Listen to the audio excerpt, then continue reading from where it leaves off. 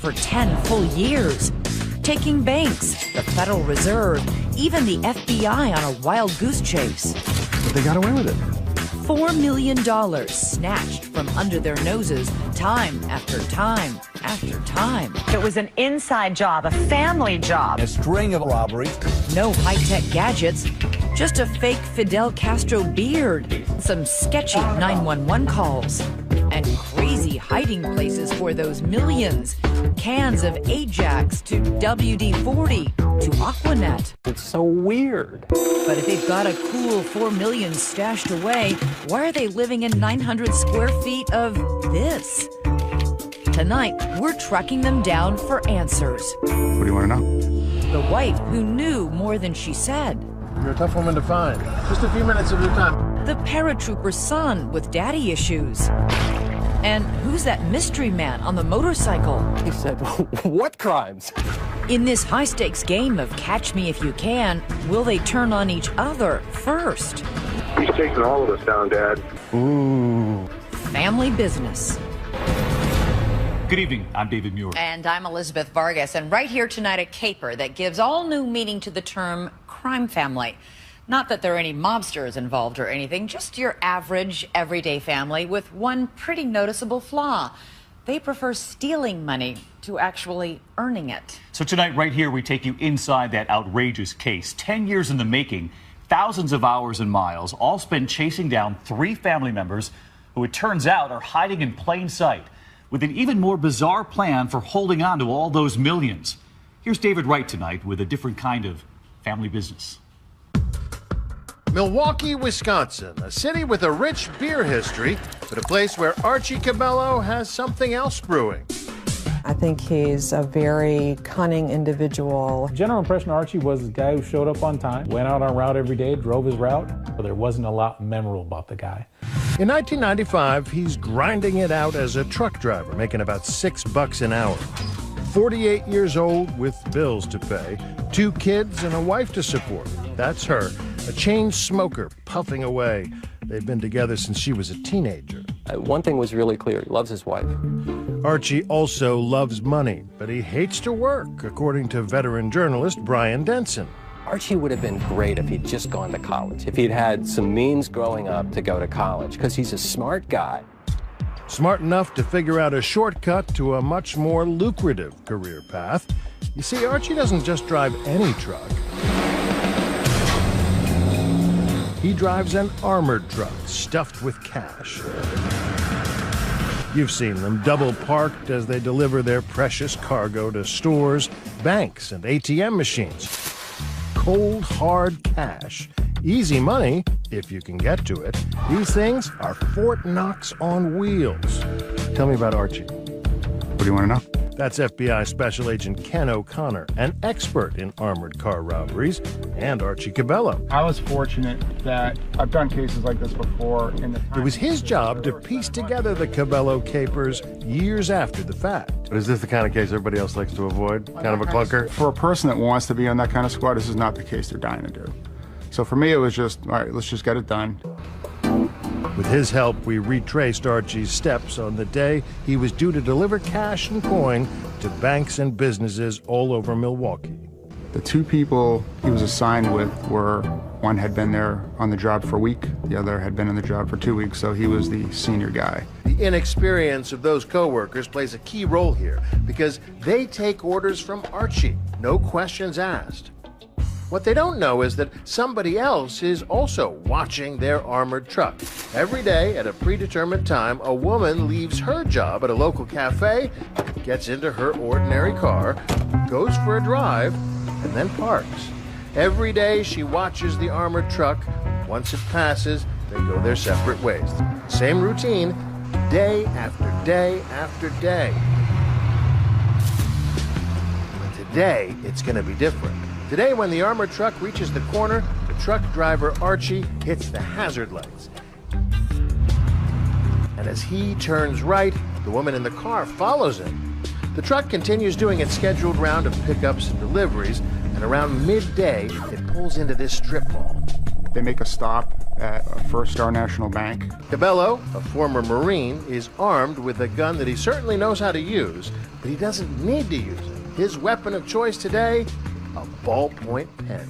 He's on paperwork showing he signed for the bag at 12:30 p.m. Bag had about $157,800, give or take. Give or take, Archie will always choose take. Out in a matter of minutes, the crew puts the money safely in the truck. It's now break time. He ditched the other two people for a break or bathroom break. All he needs is a few quick minutes alone with his thoughts and all that money. He pulls around back, and there he meets up with the car that's been quietly tracking his every move. Archie takes that bag of cash he's just picked out of First Star Bank and makes a rather unusual deposit. Her open window onto the passenger side seat, and they both drove off. Archie loops back around and waits for the crew to come off their break. Once in the truck, the trio resumes their work, none the wiser that their load has been lightened by more than $100,000. It's cheeky. He's a cheeky guy. But, I think like a lot of folks who make the bulk of their money illegally, Archie decided that he could be cheeky. Meanwhile, the driver of the car is transferring the cash out of the bank bag and into another carry-on, soon to be stashed away. Obviously, at the end of the day, Archie is going to have some explaining to do. So he just said, oops. Bag got lost in the shuffle somehow. Pretty big thing to get lost in the shuffle, $157,000? Exactly. That's right. When his bosses ask, where's the money? Archie's response is as simple as, I don't know. He gets an unintended assist from his coworkers. The crew isn't saying much either, primarily because they don't know much. What was the story that they told? They, of course, denied taking the bag. One of them took a polygraph and passed. The other one didn't take a polygraph. Archie didn't take a polygraph. Archie's plan has worked to perfection. He got the money, and he got it with guile instead of a gun. His bosses suspect he was involved, but they can't prove it. How is it that he wasn't busted then? I mean, that's a pretty lame excuse. At that time, there wasn't a lot of evidence other than his story. Archie gets fired, losing his $30,000 a year job, but in one day, he's taken home 5 times his annual wages, so he'll get over it. Nobody got charged in that case. The dirty secret? To some extent, armored car companies expect the occasional big loss. It's part of the cost of doing business. A situation like that, your insurance company is going to cover the hit. To Archie's way of thinking, that makes this almost a victimless crime. And when he gets home, he doesn't even have to explain himself to the missus. Turns out the woman in that unmarked car was none other than Marion Cabello, Archie's wife, his partner in crime. Their luck may not last a lifetime, but not to worry. Archie's gotten a taste for the action, and he's just getting started. This family business up and running and about to expand. Archie said, he goes, I did it once, so I can do it again. When we come back, a paratrooper drops in to assist Archie in Cabello Caper #2. A theft that'll vault the family into another tax bracket. It is one of the most peculiar crimes to come through the courthouse in my years, yeah.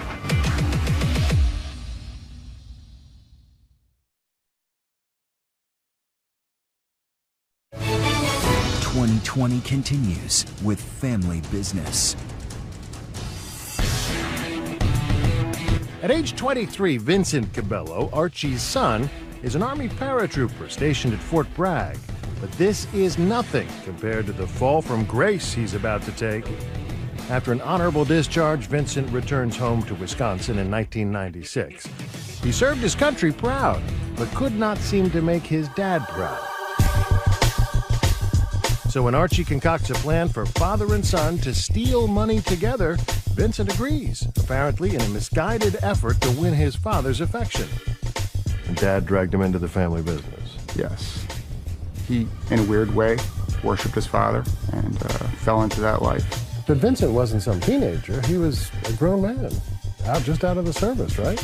It's true, he was. But I think that he struggled to find acceptance from his father. Archie is not exactly Employee of the Year material after the armored car heist. Prosecutors say he often reverts to self-employed status, selling drugs to earn money. That is, when he's not watching his favorite movie, Thief. I wear $800 suits. I wear a gold watch. I wear a perfect D, flawless, 3-carat ring. I'm a thief. But Vincent isn't. He's an American hero. When Archie told him that he needed Vincent's help to be the inside man for the next job that they would do. Ever after, Vincent was trapped in this cycle. Archie circles jobs in the newspaper for Vincent to apply for. The focus on banks and casinos and other places with lots of cash on hand. Largely due to his military background, he eventually lands a job at the American Security Corporation, guarding the night vault in the basement of this commercial building. The stage set for Cabello Caper number 2. This time, Archie is the outside man, Vincent the inside man. The plan they came up with was Archie would stage a robbery. He would act like a robber from beginning to end. The basement vault can be seen from the street level, and night after night, Archie wanders by, waiting to make eye contact with his son down below. One night in July, they do see things eye to eye. Vincent gives the signal, and the plan goes into motion. When he got the signal, he went to his car, which was parked in the alley behind the building, and he got in his gear. The gear includes a disguise, a bushy beard, and a baseball cap worn backwards, yellow-tinted glasses, and a BB gun. And went into the through the receiving area down a long hallway. He travels down this back alley and enters through a rear door. It's a long, winding, and unmarked corridor that leads to a doorway with just a small sign of the company inside. Vincent had earlier closed the vault door like he was supposed to, but purposely not spun the dial to lock it. If he had truly locked it, nobody would have been able to get in, because the way the security was set up was certain people had the first half of the combo on the spin dial and certain people had the second half, and he only had one half. The charade begins. Archie yells freeze, and Vincent willingly complies. The two of them performing for the cameras. They knew about the video surveillance in the vault area. Vincent told his father where it was located. The FBI says Archie took that video cassette, so there's no surveillance footage of the crime, but they acted it out anyway as a precaution, just in case there were other cameras they didn't know about. So they acted the whole thing out. From beginning to end. It was literally... stick them up. Exactly. Son is hand and leg cuffed before father makes his way inside the vault, stuffs the money into a bag, and makes his getaway. There was a lot of money. I was a new detective. Milwaukee Police Detective Ron Laura was one of the first to respond the next morning when Vincent is found handcuffed near the vault. He said this subject threatened to blow his head off. But as he presses Vincent for details, the story doesn't add up. I was a little skeptical of why he wasn't a little bit more shaken up. The detective strongly suspects it was an inside job, especially when he sees the getaway route, that winding corridor. They would have went through this door to the freight elevator to make their way to the first floor to exit the building. Once I found out that the person utilized this hallway to escape, right away I said somebody who had knowledge of the building had to be involved in this. Police detain Vincent, but he sticks to his story and doesn't crack, like father, like son. And secrecy was the key to the overall conspiracy. Secrecy and keeping it tight within the family. Go. Granted, the Cabello family crimes aren't exactly Ocean's 11. With $160 million behind this door. Let's get him out, yeah. But the money's beginning to add up, and just like the armored car heist, what police suspect and what they can prove turn out to be two different things. In these cases, they're hard to prove. With Vincent standing to his story, we had no probable cause to arrest him. In this robbery alone, $730,000 vanished without a trace, and no one was ever charged. Archie and Vincent took advantage of weak procedures at each of these companies, and they exploited them. And, you know, the money's clearly out there somewhere. But where'd the money go? It's a question that haunts the FBI, who suspect the Cabellos, but the family seems to be living paycheck to paycheck. 1 year after the robbery, the felonious family pulls up stakes and quietly leaves Milwaukee for Portland, Oregon. So at this point, 2 robberies, almost $1 million, 900,000, give or take? Yes. But it's not time for retirement yet. No time for retirement. Coming up, Archie hired again as a security guard. This time with boxes of cash headed to the U.S. Federal Reserve. Caper number 3, set to be his biggest yet. And how much they get away with? $3 million in cash. $3 million. Yes. So why are they living here? When we return.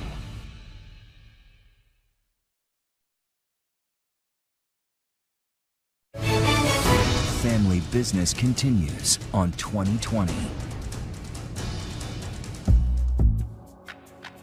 By the time the Cabellos arrive in the Pacific Northwest in 1999, they've moved 21 times in 18 years. In Archie's line of work, it can be dangerous to grow roots. Not necessarily the police who were after them, but people that Archie Cabello owed money to or had stolen from. He was just looking to ride it out as long as he could so he didn't have to work. Ride it out they do in Northeast Portland in this modest $975 a month rental. They'd never been prosecuted in Wisconsin. They'd moved here unfettered to Portland. They'd moved the money unfettered. They'd kept it anonymously. Everything had worked for him. And now it's time to lay low. Marion sticking to domestic duties as a housewife. Archie, as you see here, enjoying simple pleasures like the local nature trails. Vincent working as a bouncer. Because remember, Archie wanted them all to stay under the radar financially. Police hear neither hide nor thinning hair of Archie for years. To an outside observer, it looks like he's gone straight. Especially when, in 2005, he lands a new job in an old profession. You guessed it, he's driving an armored truck, this time for a local company called Oregon Armored Services. He was pretty quiet, kept to himself. He was a little bit older than most people who worked there. Kirk Goulian is a former ops manager at Oregon Armored and remembers Archie well. Archie seemed like a reliable worker. Nothing really stood out. Archie's responsibilities include making pickups and deliveries for banks and local government offices, including the U.S. Federal Reserve. Inside this undisclosed and highly secure location, millions upon millions of dollars are shuffled from room to room and prepped for various delivery points. This is Archie Cabello's kind of joint. That's him in his security uniform, badge and all. It all seems hunky-dory until the afternoon of December 5th, 2005, when shortly after 2 p.m., this 911 call comes in. 911. Yeah, I'd like to report a robbery. You were held up? No, but I'm looking at a guy here who's handcuffed to his armored truck.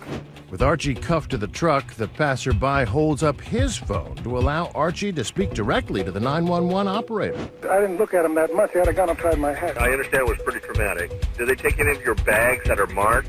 They took a couple of bags of money, yeah, that I could see, but I mean, I don't know. I had a lot of money on the truck. They couldn't take it all. Within minutes, cops, neighbors, and TV crews are on the scene.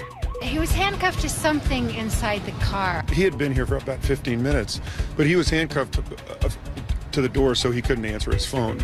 Archie gives authorities a breathless account of what happened. Archie told me that an armed robber came up to the armored car, displayed his handgun, and said, "Open up the door." That's where FBI Special Agent Don Metcalf, a colleague of Agent O'Connor, comes in. Archie tells him he's just been robbed, the robber wearing a fake beard and brandishing a gun. And Archie opened the door? The armed robber, according to Archie during the interview, was start driving. Archie Cabello told Portland police 2 robbers forced him to drive to the Southeast Portland location. Then he says he was handcuffed to the wheel while the thief took off with $3 million in cash. The cops scour the neighborhood looking for one or more suspects. Male white, 40s, 5'10 to 180. Wearing a black ball cap, unknown hair, but he had some kind of a fake dark beard on and sunglasses. Apparently there was a gun involved. Police search high and low, but find no one fitting the description. But that beard and the fateful decision to open the truck door, that's got the feds figuring this was an inside job. I think right away he knew that he was a potential suspect, that I did not believe his story. Was he defensive? No. Did he ask for a lawyer? Nope. Federal agents and Oregon Armored begin to break down Archie's story piece by piece. The truck protection is sufficient enough to handle pistol rounds. So in your mind at first you go, well, why did he open the door? You know, the glass is bulletproof, the doors are bulletproof. The armored car drivers know that. Archie has a gun, his engine is running, but he chooses neither fight nor flight. Just drive off. That's the safest procedure for you. Then there's that gunman. He had some kind of a fake dark beard on and sunglasses.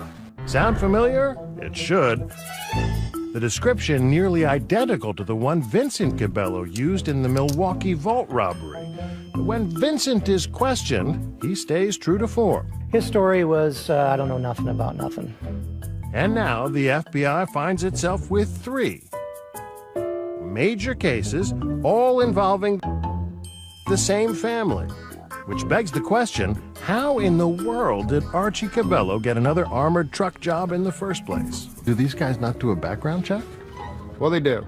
Ironically enough, there was no response until after the robbery. And what was the response then? The response was criminal information found. Archie, I guess, handed his uniform shirt and his ID badge to the security guard and said, I'm done here. And that was the last we heard from Archie in person at all. Within weeks, it's clear to everybody what really happened. Archie and Vincent staged the whole thing and pulled their biggest job yet. Vincent was the robber this time, Archie the inside man. And the loot, those shrink-wrapped bricks of cash, $1.5 million each. Goulian was dispatched from Oregon Armored to take an inventory of the truck. When we saw it with those 2 bags, I mean, we definitely said, oh, these are the big bags. If someone's going to steal something, this is what you're going to go for. We all knew 2 weeks after the incident, Archie done it. There was no question as to who had done it. Authorities raid the modest Cabello home. We'll knock on the door, FBI, we have a search warrant. He comes to the door. Archie Cabello opens the door and a can of worms with an odd remark. He said, my wife didn't have anything to do with it. That sounds like an admission. It sounds like an admission. But an admission to what? The cops don't find any stolen cash, and the house is no blinged-out bungalow. In fact, it's barely middle class. Archie drives an old clunker. There's wall unit air conditioning, yard sale quality furniture, and heck, they haven't even bothered to upgrade to a flat-screen TV. They were prepared for what was coming, and, they handled it well. You have to give the Cabellos credit for one thing, their credit score. The search of the home turns up credit cards everywhere, some even stuffed into Archie's boots. They had more than 100 credit cards between the 3 of them. We located numerous money order receipts. That is not the kind of paper the FBI was hoping to find. They're desperate to find the money, and they're looking all over the city. We went to 125 storage facilities, showed photographs of both Vincent and Archie with negative responses. Nobody saw them. No one saw them. They don't find any money, but the FBI comes out of here with a paper trail, credit card receipts, money orders, and the whole thing just doesn't pass the smell test. Speaking of which, what they should have been looking at are all those household cleaning products. If they'd taken a closer look, they would have found that they're so-called diversion safes. Take a look inside here. Rolls of $100 bills. If it's clear as day that he's your guy, then why is it that he wasn't charged? The main piece of evidence was missing, the cash. The cat and mouse game between Agent and Archie ends in a draw. Once again, the feds have their suspicions, but not enough hard evidence. The conventional means to investigate a crime like this were exhausted, and there was just nothing to show for it. Cracking the case will require the help of 2 unlikely characters. One, a pencil-pushing desk jockey from the IRS. The other, a motorcycle-riding outlaw who knows all the family secrets. It's so weird. What she uncovers and what he spills when we come back. So right now we've got something you almost never have in a robbery. You know who did it, you know how they did it, you just can't prove it, but you don't know what they did with it. So that leads to our Twitter question for you right here tonight. Where do you think those $4 million are hidden? Let us know on Facebook and Twitter. Use the hashtag ABC2020. David and I will be right back.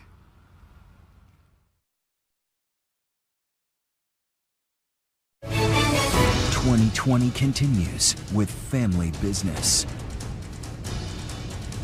A major heist that sounds more like a Hollywood movie. With a multi-million-dollar heist on their hands and a family of prime suspects in their sights, the FBI still doesn't have sufficient evidence to arrest the Cabellos. Despite all these connections, FBI agents have not made an arrest.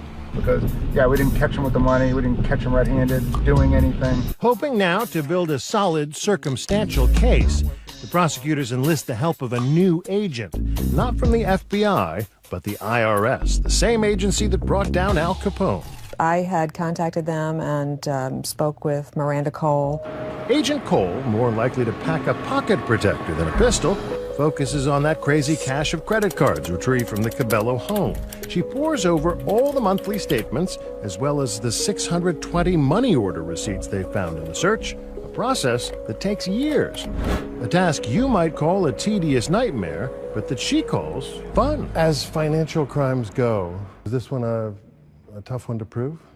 It was a fun one to prove. He was really smart in how he spent his money. He was renting his house, he had older vehicles, he had credit card expenses, but they weren't extravagant. Archie Cabello was not exactly living the lifestyles of the rich and famous, but even the low life came with a high overhead. So you went through the numbers here, and it didn't add up? No, it didn't add up. Archie's income was about $11,000 a year after the Oregon robbery, but keeping the family solvent required outlays of more than $250,000 on all those credit cards. They would purchase things on the credit cards and pay the bills off with these money orders, and of course money orders can only be purchased with cash. What would Archie buy with all those credit cards? The truth is, not much. He had a few little luxuries once in a while, bottles of wine, or he joined a cigar club and would get a box of cigars once a month in the mail. That made him happy. Marion had a thing for kitchen appliances and cooking magazines. But what's the point of stealing millions if you're going to live so frugally? The feds say Archie was playing a waiting game, counting the days until the 5-year statute of limitations on the Oregon robbery expired. They were definitely doing that. And they thought that once the statute of limitations expired, they'd be scot-free. Pulling that off requires discipline. Discipline Vincent Cabello apparently lacked when he couldn't resist temptation and bought a flashy Hummer with some of the money, sparking a family feud straight out of Goodfellas. Are you stupid or what? Did you hear what I said? Don't buy anything, don't get anything, nothing big. Did you hear what I said? What's the matter with you? When Vince bought a Hummer, that was not good, and I believe that caused some conflict. He paid cash for it, and Archie was furious with him for doing that because Archie thought this would draw unwanted attention. To the government, that Hummer purchase proved the money was still within the Cabellos' reach. And that was our mission, really, to find out where the money had come from. The little house was becoming a pressure cooker, straining family bonds to the breaking point. They had to be the most unhappy millionaires ever. I think they all thought this money would give them freedom, but in essence, it was just the opposite. They were just really miserable. The three of them were really miserable. They couldn't do the kinds of things that people who have millions tax-free, typically do. Finally, things come to a head when the feds, worried that the clock is about to run out, decide Agent Cole has found enough evidence, even without the money, to make a case. So they move in. We ended up arresting Archie, Marion, and Vincent. Only 4 days before the statute of limitations expired. A couple accused of faking a string of armored car robberies. FBI agents say that it was an inside job, a family job, stealing millions of dollars. The arrests make news in Oregon and all the way back to Milwaukee. This was an inside job. Facing a 51-count indictment, the Cabellos are released pending trial.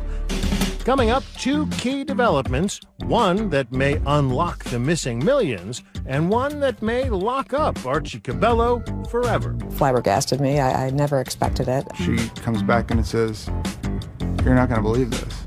You won't believe it either when the man under that helmet decides it's time to tell all. Next.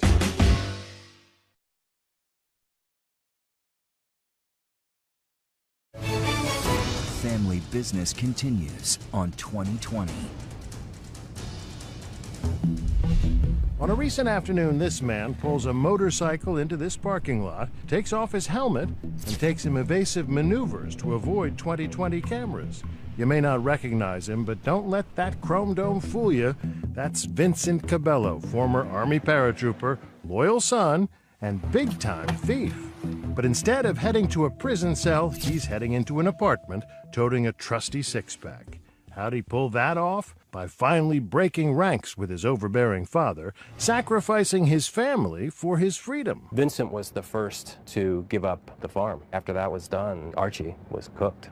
The Cabello family schism began shortly after they were all arrested and looking at lengthy prison terms, their 990-square-foot home becoming a prison of its own. The case wasn't going away, and the trial's coming closer and closer.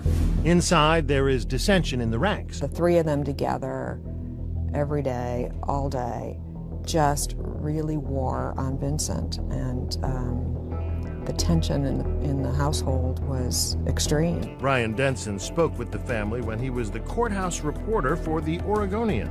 I see a lot of dysfunctional families, among the worst, and probably the worst I've seen in terms of just the strange dynamic between the father, the son, and the wife.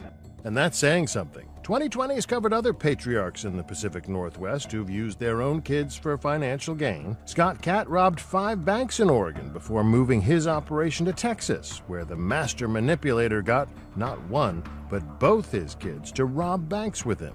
He was the muscle with the gun, and I was the money guy. But that lifestyle is pressure-packed, and the pressure proved too much for the man on the motorcycle. He's finally ready to resolve his daddy issues in one fell swoop. One day, the phone rings, and it's Vincent Cabello's lawyer saying he's ready to cooperate.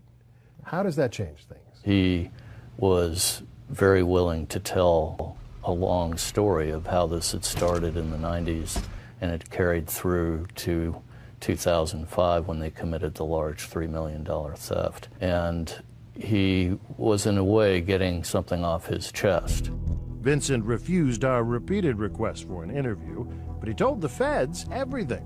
Archie made him do things that deep down he probably didn't want to do. When Vincent spilled the beans, it wasn't just about what happened, but about where the money was.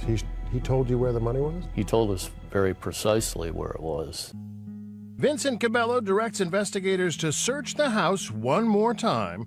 Hidden behind a wall socket is a key. Inside the leg of a walker is a second key, the key to unlock a decade-long mystery. The investigators race to Washington State. In the shadow of Seattle, a safe deposit box company in Bellevue, Washington, offers an unusual service: anonymity for a fee. The Cabellos have rented a safety deposit box here for $1,250 a year, but you'd never know it, because for an extra $100, Cabello gets to select a fake name as the official owner of the box. What was the fake name? Archie's name was Mike Alda. Marion's name was Marie Martin. Vincent's name was Ron Alda. And they're visiting from time to time to pull out just enough to sort of keep the bills paid. Access records reveal this is where Vincent came to hide the $3 million from the Oregon robbery. But the man who visited here more than 50 times to take cash back to Portland was Archie Cabello. Cash used to buy all those money orders and pay off that credit card debt, and cash doled out to his wife and son through those household product canisters. Among them, Marion's bug spray, shaving cream, and kitchen cleanser for Vincent, and WD-40 for Archie. For FBI agents Ken O'Connor and Don Metcalf, the end is in sight. For the most part, it confirmed a lot of things that we suspected. Now, obviously, we didn't know where the money was. We knew it was somewhere. We didn't know where. He told us where it was. He tells them to head straight to box number 254. Agent O'Connor gave me the honors and said, okay, open it up. I opened it up, and there was roughly $1.9 million in $100 bills in that suitcase. But looking at that money. So it was a good ending to a case that I thought was worked really well. Everyone involved. Stack upon stack of crisp, mouth-watering Benjamins. It's the pot of gold at the end of a rainbow they have been chasing for years. The 2 FBI agents and IRS agent Miranda Cole now have everything they need to close the case. But it must feel good. Closure's good. Justice is good. It would have been a much more difficult case without the money. So having this money was a huge break in the case. The family is now an Oedipal wreck. Archie and Marion are rearrested and jailed. Vincent exiled from his parents' affections as they learn he's turned state's evidence. Everybody gets their own defense lawyer. Listen to this prison phone call between Archie and his other son. You can hear the pain and scorn in his voice as he discusses Vincent. He's going to testify against you guys. So, we'll have the sad spectacle of our son sitting there and caught some fingers at him. It's on Fox News, ABC News. A former Wisconsin family is busted for a series of armored car heists. It went national? Yeah, it's coast to coast. What a idiot. He's just a hateful, spiteful person. We got to put him out of our minds because nothing we can do about him. No, he's a psycho. You should see his face. Dial 911 immediately. Immediately. Mom asked me to remove all of his pictures from the house. Marion, I assume you went back to her after this phone call from Vincent and said, hey, your son's cooperating. What was her reaction? She came in with her lawyer also and decided to talk to us as well. Archie stalls court proceedings as he scrambles to think of a way out. The man who always played the angles reduced to rolling the dice, buying megabucks tickets in a desperate attempt to win millions to pay back the money. How about a roll last night? It didn't go in our favor. Well, that's good. No, but what else you got? I don't care how you win it. Just win it. But Archie's luck had finally run out. When we return, we find Marion Cabello enjoying her freedom in Marlboro country. Her husband's in jail, her son Vincent banished from the family. So why is she smiling?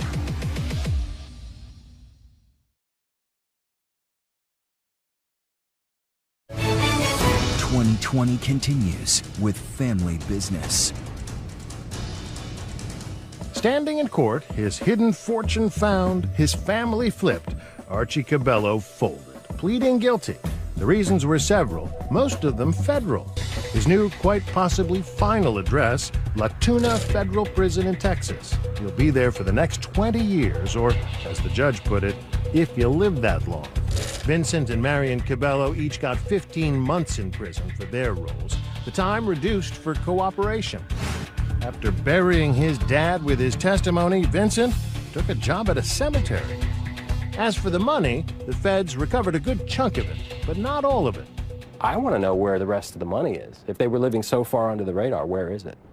We wanted to ask Marion that very question. We saw her hanging out with a friend smoking cigarettes, and later... I'm David Wright, ABC News. On a rainy day, I caught up with her in a grocery store parking lot. You're a tough woman to find. Are you in contact with Archie? Just a few minutes of your time. I know that you're eager to put this chapter of your life behind you. She doesn't want to talk. As she tried to put her criminal past and our cameras in her rearview mirror, the saga comes to an end. But one final note to all armored truck companies. Archie Cabello is due to be released from prison in July of 2029. He'll be pretty old by then. But even so, best not to give him the keys to another armored truck. I just kept hoping someone would say, show me the money. That's our next hour. Okay. In the meantime, speaking of money, a different kind of Twitter question for you. If you had that kind of money lying around, and we're not saying rob anything here. Please don't. How would you spend it? Let us know on Twitter. Use the hashtag ABC2020. I'm David Moore. And I'm Elizabeth Vargas. Thank you so much for watching.